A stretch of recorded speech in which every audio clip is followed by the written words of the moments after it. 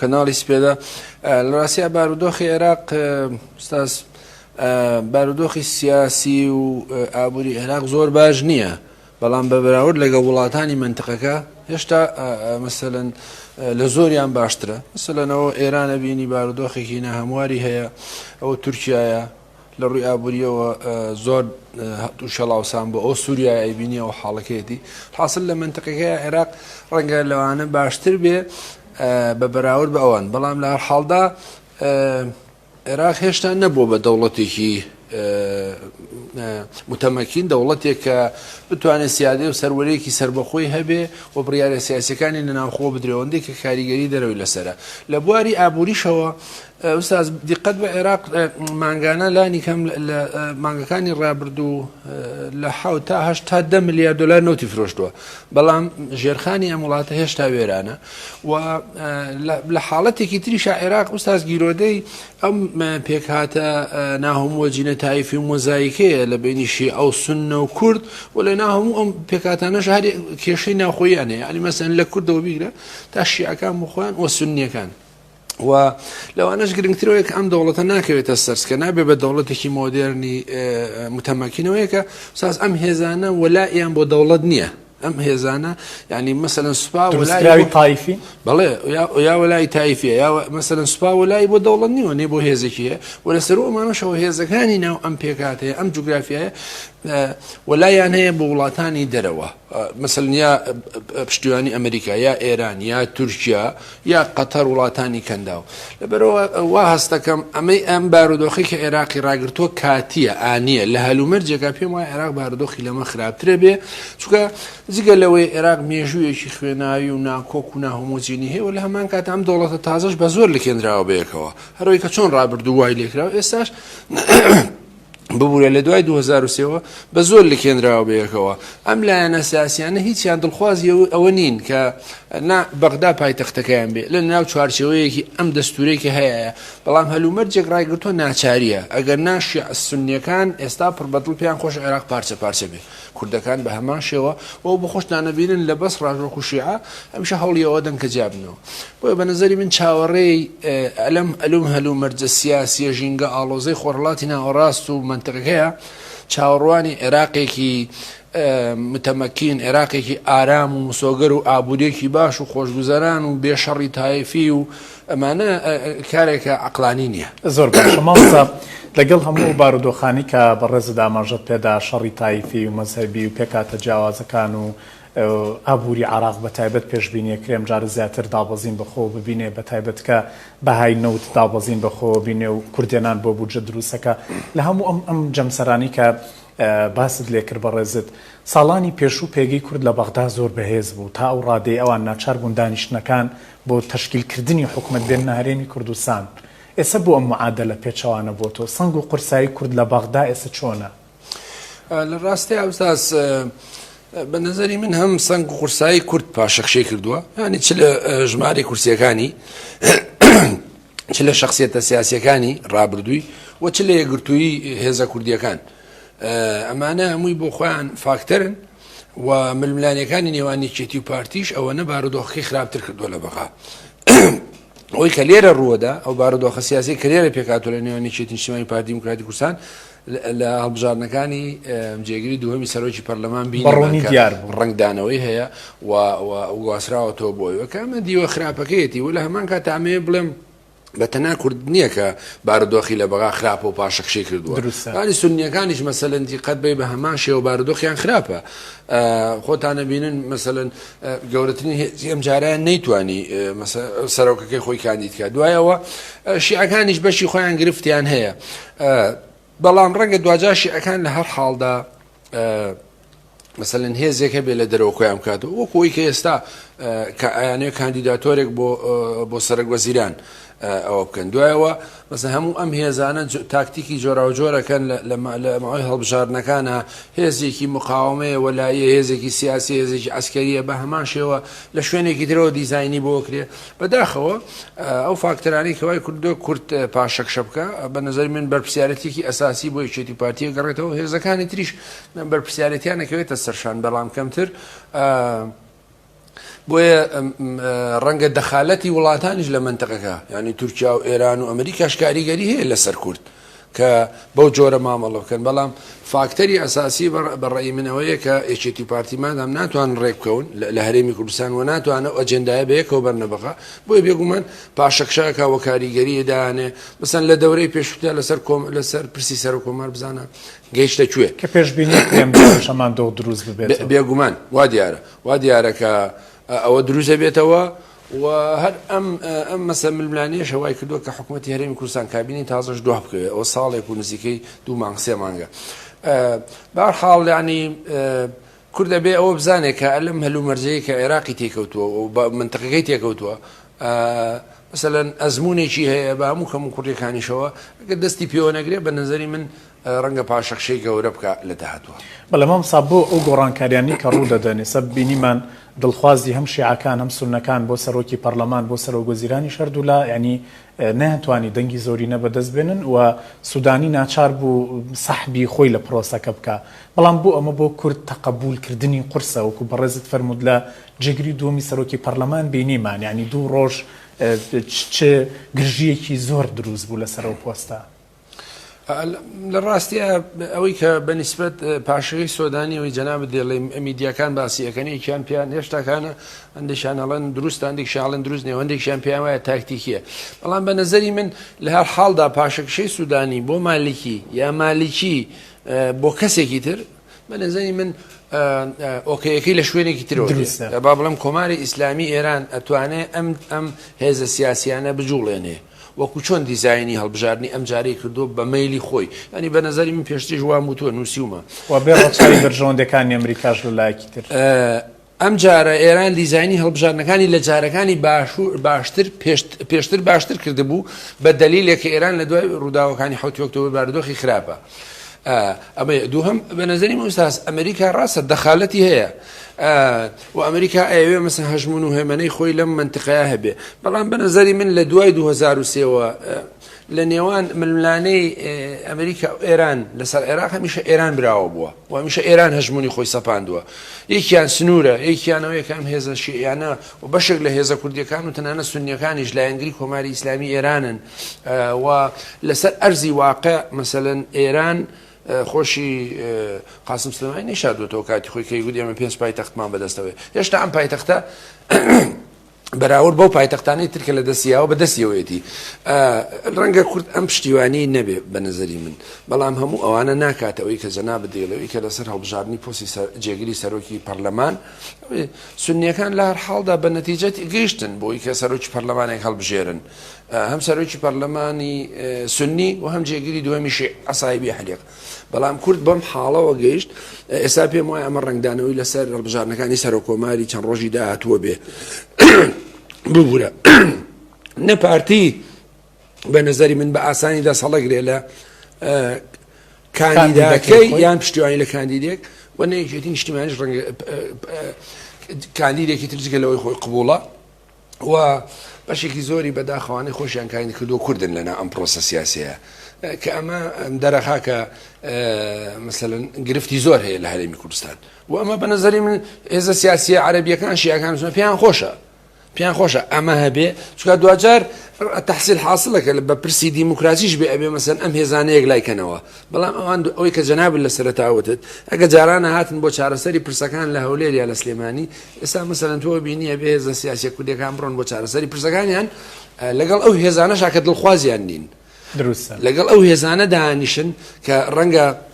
ڕخنەی زۆریان لەسەریان هەبێ ڕەنگە پیان وا بێ بەشێک بن لە تێکدانی ئارامی هەرێمی کوردستان بۆ سەرغازی هێرشەکانی بۆ سەرغازی کۆرمۆر یا بۆ سەر فڕۆکەخانەی هەولێر بەڵام بە ناچاری بێ لەگەڵم هێزانە دانیشی چونکە یەکەم تۆ خۆت ئەم پۆزیشنەرە بەهێزن نەماوە ئەم ئۆتۆریتێر نەماوە کە لە ڕابردوو هەبوو و لە هەمان کاتیشا ئێستا بەعکسەوە باڵانسییان بەرز بۆتەوە یعنی هێزێکی وەکو صادقون خەزعەلی ئوستاز لە یەک کورسیەوە بۆ 5 بۆ بە 11 بۆ بە 15 بۆ بە 27 کورسی و ئەم جارە بێ هاوپەیمانێتی لە هەڵبژاردنەکانە یەکەم براوەی هێزی شیعیە کە بەتەنیا دابەزیوە و ئێستا مەسەلەن لەو بەحسەی کە دێتە پێشەوە سەبارەت بە مالیکی و سۆدانی ئەو قسەی هەیە ڤیتۆی هەیە مثلا ئەم هێزە کە لە زۆر مەرحەلەیە مخالفی مەسەل هەرێمی کوردستان بووە و بە ئەمریکی و بە ئیسرائیلی نای بردووە ئێستا تۆ ناچاری دانووسانی لەگەڵ بکەی قسەکەوەیە کە مادام لێرە تۆ یەکگرتوونی و ئەجەندایەکی هاوبەشن نییە و هێزە سیاسی کوردستانەکان ناتوانانی لە دەوری خۆت کۆ بکەیتەوە جاب بە هەر وەسیلەیەک بێ بە خطابی سیاسی و ئەلامی بێ بە پێدانی ئیمتیاز بێ باش شتێک بێ لەبەرەوە ناچاری بکەویتە بەردەم ئەو بارودۆخەوە کە هەیە و بە نظری من دوجاریشە بێ شیعەکان بە تایبەتی و سنیەکان ئەم پرسانت بۆ یەکلا بکەنەوە. زۆر باشە مامۆستا وەک بە ڕێزی داماژەت پێدا ڕەنگە کورد کۆمەڵە پشتیوانی نێودەوڵەتی نەبێ بەڵام ئایا باشترین بژاردە و باشترین پشتیوانی کۆکردنەوەی ناوماڵی کورد نییە کە کاریگەری دەبێ بە تایبەت پرۆسی سەرۆکومار لە پێشە کە یەکێتی نیشتیمانی کوردستان بە کاندیدێکی دیار و چەند کاندیدێکی نزیک و دیار لە ناو یەکێتی و پارتی بە دوو کاندید لانەکانی دەرەوە یەکێتی و پارتی بە کاندیدێک دەرفەت ماوە بۆی کورد یەک دەنگ و یەک هەڵوێست بێت لە بەوانە نەماوە نەعشیکەن بە تەجربەکانی پێشووە بە تایبەتی لە ئێستا کە پەیوەندیەکانی نێوانێکی نیشتیمانی پارتی دیموکراتیکستان زۆر قوڵ بۆتەوە و زۆر گرێوگۆڵی تێکەوتووە و لە ماوەی ڕابردوودا زیاتر لە دەیان کۆبوونەوەیان کردەوە بە پێکەنانی حکومەت نەیانتوانیەوە مامۆستا بوو گریانە هەر ناکرێتەوە واوەسترە بێ چکە زەمانەکەی زۆر زۆرە پرۆسەی پێک نەهاتنی حکوومەتی نوێ لە ڕاستیە بەشێکی زۆری پەیوەندی بە مەسەڵەن دەسەڵات و ئیمتیاز و دەسەڵاتەوە هەیە بەشێکیشی پەیوەندی بە ئینادی سیاسیەوە هەیە حتمەن وڵاتانی منتەقەش دەخالەتیان تیا هەیە بەڵام بە نظری من ینی ئەوەی جەناب دێڵی هەموو ئەم فاکتانە بچووکترن لەوەی کە بارودۆخی کورد ئەگەر بتوێ باشتر بێەوەی کە تۆ ماڵی کوردی باشتر بێ پێویستە هەندێکیان تەنازول لە هەندێک لە مافەکانی خۆیان بکەن بەڵام من بۆ بەش بە حاڵی خۆم گەشتبین نیم بەوە و دوجاریش مەسەلەن لەم بەحسانەیە دەنگەی باتەوە هێزەی باتەوە و پەیوەندی ناوچەی و نێودەوڵەتیەی باتەوە ئەمانە بە نەتیجە بارودۆخەکە حەسمەکەن و دوایش وەختێک کە بارودۆخەکە حەسمەکرێ مەسەلەن پارتی دیموکراتی کوردستان لە هەڵبژارنەکانە وتی ئێمە دوای هەڵبژارنەکانی عێراق بە جۆرێکی تر مامەڵاکەین یعنی کە دەنگەکانمان زیادی کرد ئێستا یەکێتی نیشتیمانی ئەڵێگە پۆستی سەرۆکۆمار بەرم بە انتخابات سەقفی داواکاریەکانم زۆرترەکەم ئەمە مەسەلەن ئەوانەی کە لێک دوورکەوتنەوەیە بەڵام واقعەتیش ئوستازەوەی یەکێتی و پارتی لە هەر حاڵدا سەرڕای هەموو ئەو ململانیانە محکومن بەوەی بەیەکەوە بن یانی لانی کەم لە هەرێمی کوردستان بە یەکتری ناتوانن حکومەت دروستکەن بە یەکتری ئوستاز ئەگەر ئەم بارودۆخە ئاوا بڕۆ بە یەکتری تەحسیل حاصلە کە جیابوونەوەیە کەم جیابوونەوەی ڕەنگە نە هیچیان خوازیاری بن وەنە مەسە خەڵکیش پێی خۆش بێ وەنە لە خازانجی پرۆسی سیاسیش بێ لە کوردستان ئەوەندەی بزانم لە سەردانەکانی ئەم دوای وەفدی ئێرانی تەنان ئەوانش نیگەران بوون لە جیابوونەوە پێیان وایە هەژمونی ئەوان کەمترێ بێتەوە بە هەر کەسە بەپێی بەرژەوەندیەکانی خۆی مامەڵەکە بۆیە ئەمە خاڵێکی زۆر نێگەتیفە کە هیوادارم هەرگیز ڕوونەدا بەڵام بەڕێوەبردننی هەرێم و بەڕێوەبردننی ئیدارەی سیاسی و حکومی ئەلەم هەرێمە بەم شکڵە بەڕێوە ناچێت مەسەلەن گرفتی موچە گرفتی مثلا سیاسی و کێشەی بەردەوام و ئەو هەڕەشانەی کە لە سەرەتی بۆیە تەحسیل حاصلە کابێ بەیەکەوە بن مامۆستا گرفتی موچە لە هەرێمەوە چارەسەرکرێیان لە بەغدادەوە بە نەزەری من پێم وایە هۆکارە ئەساسیەکە ڕاستە بەغدایە بەڵام قسەکەی ئێمە هەمیشاڵین بەپێی دەستور بەپێی دەستور ئوستاز تۆ بێت نەوت ڕادەستی دەوڵەتکەی مەسلەی پەیوەندی دیبلۆماسیەکانت مەسلەی هێز و ئەوانە بەپێی دەستور بەڵام لا حاڵداگەر ئەمانە مەسەلەن خواستێکی هەرێمی کوردستانیش بن کە خواستێکی واقعیە پێویستی بە فۆرمەڵەیەکە لەگەڵ دەوڵەتی تازەی داهاتووی عێراق ڕێک بکەوی بە نظری من ینی ئەم ساڵ و ساڵانی داهات و دوای پێکەنانی ئەم حکوومەتانی کە دێ لە عێراقا پێم وانێ بارودۆخی هەرێم و بەغدا بتوانێت بەرەو باشتر بڕوە بە تایبەتی کە ئەگەری بۆ ڕەشبینی ئەوەندە لە داهاتوی عێراق ئوستاز مەسەلەن ئێمە واقعیت دەبینین واقعیت ئەوەیە کە بەڕێی جەنابەت بڵێم مەسەلەن ئەوەیە تۆ هەموو ڕۆژە درۆنێک بنێریە سەر کارەبای کوردستان ببوورە ئەوەیە مەسەلەن تۆ موچەی خەڵک ببڕی بە بیانی فشار لەسەر یەکێتی و پارتی هی ئەوەیە مەسەلەن هەر کەسێک داوای بسادەتری مافکات و تاوانباریکەی بە پیاوی ئیسرائیل و ئەمریکا ئەمە وەکو عێراق دوای مەسەلە ئوستاز حکوومەتی هەرێمی کوردستانیش نەیتوانیەوە هەموو ئەم پێداویستیانەی کە بۆ یەکگرتووی و بۆ هاوسەنگی لە نێوان لەگەڵ بەغدا بیگرێتە بەر مەسەلەن ماوەی چەند ساڵێک بۆ نەوتی ڕادەست نەکردووە ئەمە بەخۆی گرفتە دوایەوە حکوومەتی عێراقی ئەڵێ 120 میلیارد بینن ئەمان مەسەلەن هەندێک جارڵێ بۆمان کۆ نابێتەوە دوای جگەر لەم هەموو ئەم مۆزوع سیاسیانەی کە ئێستا ڕووەدا ئوستاز باگراوەندێکی نێگەتیڤ هەیە لە پشتی پەیوەندیەکانی نێوان هەم سوننە هەم کورد هەم شیعە هەم کورد و دوجار ئوستازەوەی کە بڕیارەدا لەوەی کە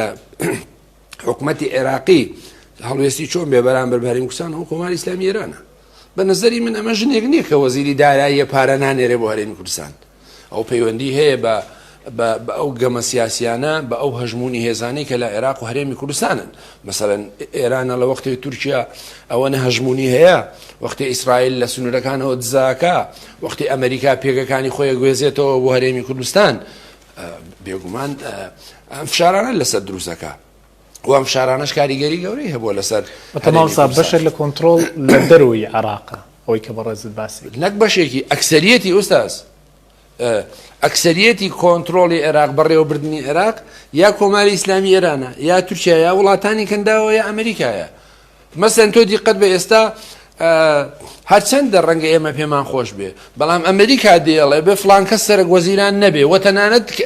ڤیتۆی هەیە لەسەر وەزیری نەوتی ئەم جارە ئەمەی کە ئێستا وەزیری نەوتەڵە نابێت لانی کەم ئەم بێتەوە بە وەزیر وابێ گروپەکانی کە گروپی وەلایین و چەکدارن و گروپی مقاومن نابێ بەشداری لەم حکوومەتەیە بکەن ئێمە مەرجە لە کاتێکا گروپی وەلای و مقاومە لەم هەڵبژارنەیە 74 کورسیان هێناوە لە ناو ئیتاری تەنسیقی کە 1990 کورسی هەیە وەکوتم گروپێکی وەکو خەز عەلی سادقون 27 کورسی هێناوە بە تەنیا بەبێ هاوپەیمانی یعنی سپرایزی هەڵبژارنەکان بووە مثلا کەواتە ئەمریکا ئەمە دەخالەتێکە بە پێچەوانەشەوە لەو سەرەوە ئێران لە نێوان 20 کاندیداتۆر بۆ بەربژێر بۆ سەرۆکوەزیران هەمویانی یەک پاشەکەشە پێکردو ئێستا ماوەتە ئەو دوانەش مەسەلەن ئەمریک ئێران نایوێ بەڕاستی لەم بابەتشا تووشی بەریەکەوتن بێ لەگەڵ واشنگتۆن چکە مالێکی بۆ خۆی ڤیتۆی ئەمریکای لەسەرە و تاوانبارە بە چەند پرسی جیاوازیەوە وەلامان کاتە ململانەی گەورەشی لەگە گروپی مقتەدا سەدر هەیە و لە ناو ئیتاری تەنسیقیش مەسەلەن نە ئەسعیبی ئەهلی حەق نە ڕەوتی حکمە تەیدی ناکەن لەبەرەوە ئێرانیش مەسەلەن تا ئەو چەند ڕۆژێک دوای سوێربژارنی سەر کۆمار بێگومان بە 15 ڕۆژ زەمینەیە خۆشکا بۆی کە بتوانێت کاندیدێک بێنێ بتوانێت بەرژەوەندەکانی ئێران پارێزێ و لەم هەلومەرجە ململانەکانیشی لەگەڵ واشنگتۆن زۆر قوڵ نەبێتەوە لە کاتێکا ململانی گەورەیە هەردوو خەتەکە بپارێزێ هەم ئەمریکا هەم ئێران ئەمە ئێران باشترین یاریەکەی کاوساس ئەبێ ئەم چکە عێراق جگە لەوەی دیوێ سنوورێکی ئەمنی گەورەی لەگەڵ ئێران هەیە و پاراستنی ئەم سنوورە ئەمنیەیە لە هەڕەشەکانی بە تایبەتی ئەمریکا و ئیسرائیل و نەیارەکانی وڵاتانی کەنداویش و لە هەمان کاتە بەشێکی زۆری داهاتی عێراقە بە زۆر باشە مامەسا وەک بە ڕێز داماژت پێکرد کاریگەری تورکیا لەلایەک ئێران لەلایەکی دیکە بەڵام کورد بە دیاریکراوی یەکێتی و پارتی ئەکرێ بڵین پەیوەندیان لەگەڵ هەردوو خەتەکە خۆشە ناتواننەوە بکەنە مەرجکە خۆشگوزەرانی ئەم میلەتە بکەنە داواکاری بۆ ناتوانن ئوستاز خۆی لە ئەسڵ هەرە بوو ئیشەکە ئەمە بێ یەکێتی نیشتیمانی و پارتی دیموکراتی کوردستانەوە دوو حیزبی حاکم و بێگومان هاوپەیمانەکانیشی ینی ئەرکیانەوەیە کە خۆشگوزەرانی ئەم خەڵکە دابینکەن ینی ئێمە نابێ مەسەلەن پێمان وا بێ دابینکردنی کارەبایەکی 24 ساعات دوای 30 ساڵ شتێکی عەجیبە بۆ خەڵکی کوردستانەوە سادەترین مافی خەڵکە یان لێرە بەرحەقبوونی ئازادی بفرۆشین بە خەڵک پێمان وایە ئەوە شتێکی عەجیبە کە ئەمە سادەترین مافی خەڵقە یان مەسەلەن هێزی سیاسی کە لەم منتیقەیە هەیە لەو منتیقەیە هەیە و کار و چالاکیەکەن ناخێر ئەمە قسەکە لەسەرەوە ئێمە مادام بڕیاری ئەمانەمان داوە پرسێکی دیموکراسیە بێ و خۆشگوزەرانی خەڵکمان بوێ خۆ ڕاستە هێشتا هەرێمی کوردستان بەراورد بە ناوچەکانی جنوب و ناوەڕاستی عێراق بارودۆخی باشترە ڕەنگە وەکوتم بەرامبەر بە بارودۆخی بەرامبەر بە خەڵکی تورکیا و ئێران باشترە بەڵام لە کاتێکە ئەم خەڵکە شایستەیە بوون وەکو وڵاتانی قەتەر و ئیمارات بژین نەک وەکو هاوڵاتێکی ئێرانی یا تورکی ینی داهاتێکی زۆر و زەبن و لە هەمان کاتە جەمعیەتێکی کەم و تا ڕادەیەک ئارامی و استقراری سیاسی هەیە بەڵام بە نەزەری من ئەوەی کە نەبووە ئەمە غەڵەتە یعنی کەم و کوڕیە کەمبودی هەیە بەعکسەوە ئەبێ ئاستی خۆشگوزەرانی خەڵک ببرێتە سەرەوە چونکە ئەمە مەسەلە ئینتیماش دروستەکە ئوستاز ئاستی بوونی خۆشگوزەرانی هاوڵاتی لەم هەرێمەیە ئینتیما دروستەکە بە هەر فکرەیەکی سیاسی کە هەیە بێ بە هەر ئایدۆلۆژیایەک ئینتیمایەکی سیاسی بۆ وڵاتەکە دروستەکە بۆ هەرێمەکە دروستەکە بەڵام ئەو هەموو ململانەیە کە گوازراوەتەوە بەداخەوە بۆ سەر میدیا و سۆسیال میدیا خەڵکی کوردستان هەم ئینتیمای خەڵک دابەزێنێ هەم پابندبوونی خەڵک دابەزێنێ و هەم نیگەرانی زۆرترەکە چ لە بواری ڕۆحی و سایکۆلۆژی چ لە بواری ئینتیما و سیاسیەوە. بەڵێ زۆر سپاس دەکەم زۆر بەڕێز مامۆستا ئەنوەر حسین سەر و ڕۆژنامەنووس خۆشحاڵ بووین ئێمە و بینەر و بیسەرەکانمان بەدیدار شاد بووین سپاس بۆ تەکانتان. بەڵێ بینەر و بیسەری سپێدە سپاس بۆ ئێوە لە بەرەبەیان تام کاتە بە کۆمەڵی هەواڵ و تەوەری جیاواز لەگەڵ ئێمەمانەوە تا بێگەیشتنەوە سپاردەی خوابن خواتان لەگەڵ.